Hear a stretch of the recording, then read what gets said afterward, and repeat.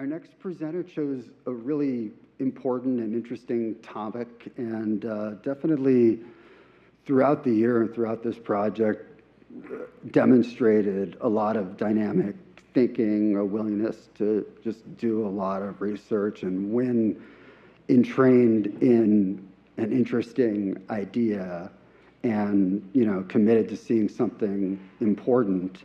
I've never really seen anybody work as hard or at times, right, channel this incredible depth of character and complexity to focus on a problem. And just, the experience of being an educator is always very, very, very challenging and cool. And, this is one of the more unique, interesting, and talented students I've had the opportunity to work with. And I learned a lot from this student, so I'm really grateful to introduce Olivia Dore, investigating venture capital investments in the energy transition. Olivia, the floor is yours.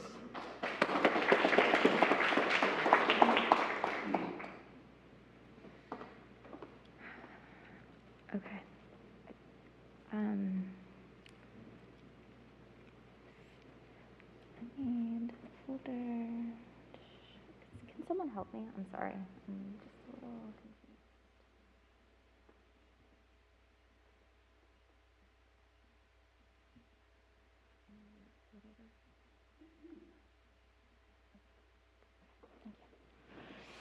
All right.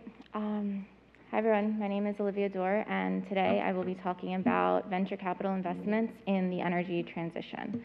I'm going to talk about venture capital, their history in clean energy, the VC funding, the clean boom in the mid-2000s, how our grid works, and what resources I think can help decarbonize our grid.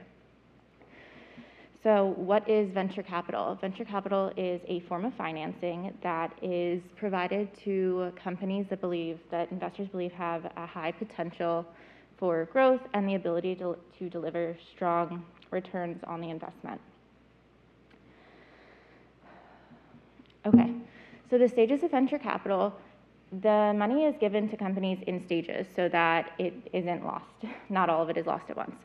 So for seed funding, it goes to companies that have a proof of concept, and then Series A is for companies that have some traction, a market, and then Series B, you have your market, it's defined, you're looking to grow and expand, and then C is expanding even more. You maybe launch a new product or a new idea, and then mezzanine kind of bridges between Series C and the exit is when either the company closes, which is not ideal, or it is acquired by another, or it goes public. That's called an IPO. So venture capital is really high risk, high reward. The funds are typically 10 years, and in that 10 years, venture capitalists invest in 10 to 20 startups over the first 5, and the returns are realized between years 5 to 10. As you can see, most of these investments, most of these companies fail. They bring in less than what was originally invested, and then a small percent, only 1 or 2 companies in that 10 to 20 company group bring back most of the money. So when did venture capital get involved in clean energy? It started in the early 2000s. There were a couple of reasons for this. So first of all, the power markets were deregulated, and public awareness of global warming increased, and then there were energy security concerns after 9/11. So deregulation of the power markets meant that utilities couldn't own generators and transmission lines. So new people owned generators, and then the transmission was owned by the utilities, and this meant that there was able to be competitive pricing for the electricity that was being sold from these generators. So that was a peak opportunity for venture capitalists to get in on this investment. And in the mid-2000s, like I said, people were starting to get more aware of climate change. This is an article from 2006, and it says that stabilizing the global climate might not be so hard, and it shows some wind turbines and an EV, that's what they thought that they would look like, and solar panels. So people really thought that, this is it. And 2 solar companies went public with valuations of over 100 million. And that's a lot of money, but inflation is very high, and so it's even more money than we think, right? And then First Solar went public at $1 billion. So everyone went crazy. Everyone was so excited.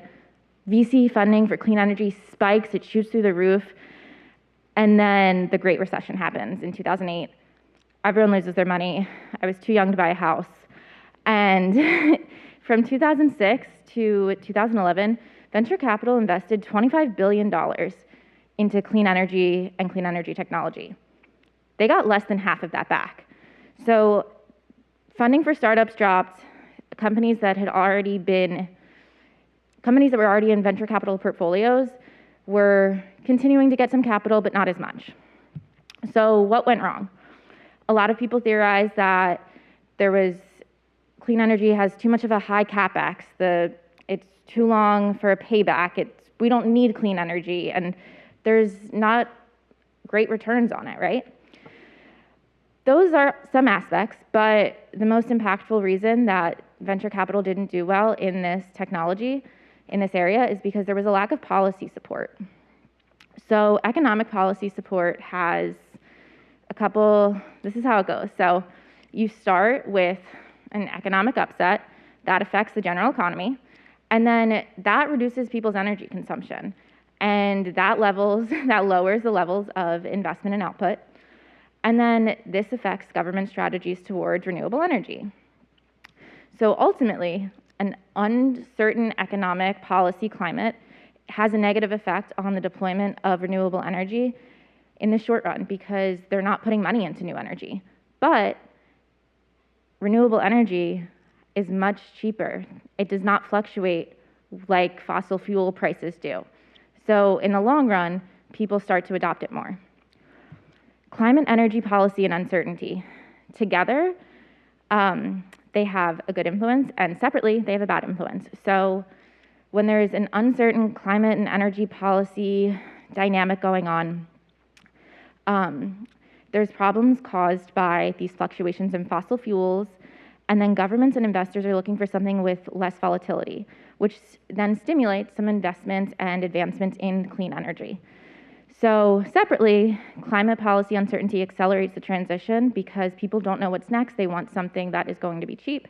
And energy policy uncertainty, it promotes renewable energy in the short run, but if people don't know what's coming, they're not going to keep investing. So it acts as a barrier in the long run. But when they're combined together, which they usually are, that attracts investments in the renewable energy field because the changing energy landscape is so marked by climate risk, and people are looking for something secure and stable and good for the planet. So why did venture capital re-enter clean energy? A lot of companies and countries have promised to reach net zero by 2050, in 25 years, and they weren't going to get there. So how are they getting there?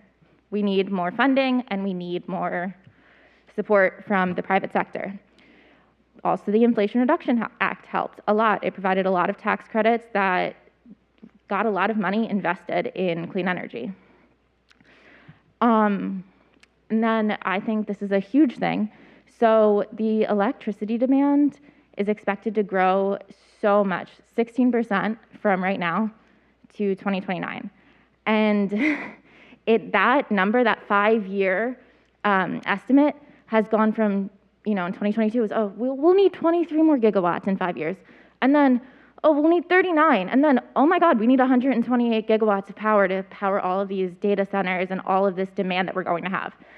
And guess who saw an opportunity? Venture capitalists. So while the deal count is still increasing, the funds are decreasing a little bit after 2022. But again, that was the Inflation Reduction Act's impact. And this is important because 20% of clean energy technology from 2004 to 2014 came from venture capital. That's 1/5 of our clean energy technology. That's so necessary for what we need in the future. So I'm going to focus on the electric power sector today because that is what is going to be driving our demand. And natural gas makes up a lot of it right now. Renewable energy, a small amount, or the next biggest, but not big enough, right? So how does electricity work? How does it work in the markets? Well, we have a base load, which is the minimum level of electricity needed at 100% of the time. So that powers our refrigerators and our hospitals. And then the peak load is really, really hot summer days or really, really cold winter nights. And so that occurs for small periods of time. And typical base load power, it comes from coal or nuclear, and then peak load comes from natural gas. And peak load has to be able to ramp up very quickly to meet that demand. So what's capacity? Capacity is the maximum amount of power that can be transmitted at a certain point in time. Grid congestion is just like traffic. There is too much electricity or too much demand and too much electricity that can't get to where it needs to go. And then dispatchable resources are reliable power sources that offer constant fuel supply, and they can be ramped up or down. So they can act as a base load and they can go up for that peak load. And this is important. The reliability of a resource to generate electricity and support the grid during normal operating hours. People like to say that solar energy is not dispatchable. They say that you can't ramp it up or down, but you can if you have storage. So currently in the United States, we use a lot of natural gas and petroleum still, and renewable energy only accounts for 9%. Please note 1% for geothermal. So what do I think that venture capitalists should be investing in to help decarbonize our electric power sector? Geothermal energy and thermal energy storage. So geothermal energy is natural. It's abundant. It comes from the heat of the earth, from these radioactive isotopes. The resources are found in nature. And this is on the right, we have a geothermal power plant. Those can generate 5 to 6 times more energy than a solar plant with the same level of capacity. So there's a lot of benefits to this. There's domestic resources, energy security, minimal emissions. It provides heating, cooling, and electricity generation. And the US Department of Energy estimates that it can provide 90 gigawatts of clean energy by the end of 2050, which is huge. Okay, so there's a couple different technologies for geothermal energy for when you're not near a geyser or a hot spring. These are called EGS, Enhanced Geothermal Systems, and Closed Loop Geothermal, also known as Advanced Geothermal Systems. So for enhanced geothermal systems, they inject water or a working fluid into the rocks, which create those cracks, and then that allows the water to heat up, and then it's brought back up through that red pipe. And in the closed loop system, pipes go into the hot rock, it warms up. While the water is still inside, you don't lose any water, and then it goes back up. And most of these plants are conscious of the fact that we're also running out of clean water. Thank you, Lucy. So once it's turned into steam to power the generators, once it's back to water and cooled down, they re-inject it back into the well. So you're not losing water, or you're losing very little if you are. Where is there potential for geothermal? Well, usually west of the Rockies. But with these new technologies, the enhanced and advanced, we are seeing a lot more potential than just the hydrothermal energy that we're used to, which if anyone has been to Boise, Idaho, that's how they generate most of their electricity. Okay, and I know that cost is a factor, right? Well, solar and wind were really expensive originally too. So while geothermal looks pretty expensive, guess what? With all of this investment, it's gonna go down. So who's getting the money? Fervo has gotten 10 rounds of funding. The last series is D, so I left at Series C and beyond. Series D is even more expansion. They have partnerships with Google for a data center in Nevada, and they have raised $135 million in their last round, which puts them at $786 million. And their technology is EGS, so they are using a proven technology. XGS Energy is another major geothermal company that is getting a lot of money, but they use AGS. And then the last one, Quace, is experimental, very experimental actually. They are using millimeter wave fracturing from the oil and gas industry they just a couple weeks ago went 10 miles into the earth, and 12 miles is where hot water exists. So we will see what happens with that. But those are companies that are getting a lot of venture capital financing. The next solution is thermal energy storage. Thermal energy storage is when you store energy or electricity in the form of heat. So there's a couple different types. There's sensible, latent, and thermochemical. Sensible is when you increase the temperature of a solid or liquid medium, so you're just heating it up. And latent is when you go between phase changes, so you go between solids and liquids, which thermochemical we don't need to get into. Who's getting the money here? So Antora Energy is based from Sunnyvale, California, and they have raised $220 million. They're doing amazing things. They were on Clean Tech's top 100 list. And then Kraftblock is very similar, but it's in Germany. And so they have raised in total $28.5 million, but they do some pretty cool stuff. So the benefits of the sensible heat storage. So these storage units have a very long lifespan and very, very minimal degradation because they're just these boxes that can be put on trucks and then transferred. So if I got my excess energy here, I can drive it all the way to Arizona or Mexico, and it can hold that electricity, that heat as power for up to 2 weeks. So this heat can be used as heat, which it is, or it can be used as electricity. And there's no geographical constraints, and it also has an ability that batteries don't. Instead of discharging at a 1-to-1 ratio, it charges for an hour, it gives back for an hour. It can charge for an hour and then give back at 4 hours. So you can have it paced out at different increments.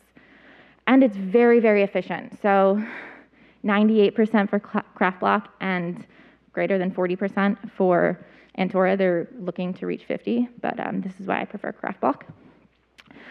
So again, it's very affordable. Antora uses carbon blocks. They're just these big black blocks. And Kraftblock actually upcycles steel or glass slag, things that would otherwise go to a landfill. So these storage materials are way cheaper than lithium-ion batteries, and they have a fraction of the carbon footprint. And not only is that cost effective, when energy pricing peaks, you can use this stored energy, and then you avoid that cost of the peaked energy. They're also extremely affordable. So what can these technologies do for the grid? Specifically, our grid in the United States, most of our stuff has not been upgraded in over 30 years. So we need to have a better capacity for we really need to update our grid. That's not going to happen. We have seen how our government works. There's a lot of backlogs for upgrading transmission lines, and people will just rescind the requests. So these can provide a lot of assistance in what we need. So geothermal acts as a significant amount of a renewable baseload energy, so it can be used as a baseload energy the same way coal is. And it can be dispatchable, so it can ramp up and down, like a peak load, which is natural gas. And this is also resilient to weather disruption, so it's gonna work if it's sunny, it's gonna work if it's rainy, and it's gonna work if it's windy, and it's gonna work if it's not windy. And it's gonna work if it's so cold that the power plants in Texas go out because they can't withstand a negative temperature like what happened in 2020 and 2021, 2022. And then thermal energy storage also reduces the grid strain by providing electricity when the grid is stressed, and it reduces the need for peak generating sources because you have that excess energy that you can just give out when there's a peak. And it also supports renewable energy integration because it makes them more reliable. So where's my main takeaway? Well, my main takeaway is that venture capital can help, but it does need a lot of public support. And I'm a little bit over time, but I do want to give a shout out to Corey, my chair, and Harold Buchanan. He is a professor at the Rady School of Business, and he told me that when I reached out to him, he was inspired to teach a class on energy finance in the upcoming school year. So I will hopefully be helping him plan that course and maybe visiting the class once or twice. So if anyone has any questions, I probably have 1 minute.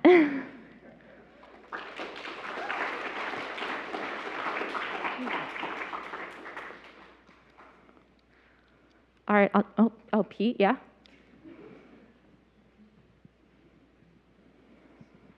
So in your research on venture capital investments in energy, did you find out to what extent they invest in proven versus unproven technologies and large scale versus small scale technologies? Small scale goes for pre-seed accelerator funding, things that they really don't know if that's going to work out. Venture capital typically stays away from that. And what was the other second half of the question? So proven versus unproven. Proven versus unproven. I will tell you that companies that have funding from the government are 12% more likely to get venture capital funding. And so the government in that sense helps de-risk the technology. But that only lasts for about 6 months. After that, it drops off. You're not necessarily more likely to get that Series A funding if it's been past that 6-month window.